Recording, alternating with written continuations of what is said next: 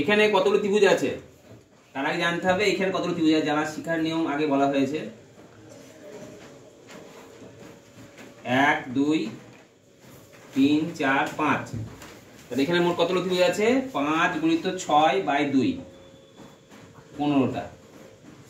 ঠিক আছে, এখানে কতগুলো ত্রিভুজ আছে? 15টা হলো। তাহলে এখানে কোনো 1 2 3 4 5 6 7। 7 গুণিত কত? 8 বাই কত? 2। কত হলো? 28। এখানে কোনো 1 2 3 4 5। 5 গুণিত 6/2 কত হলো? 15।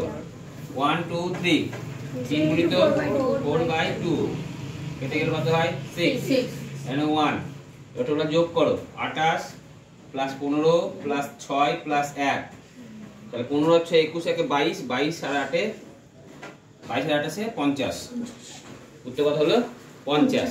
তাহলে এখানে ঠিক একই ভাবে গুণে নেবে। এখানে কত আছে? 1 2 3 4 5 6 7 8 9। এবার নিজে নিজে করে দেবে।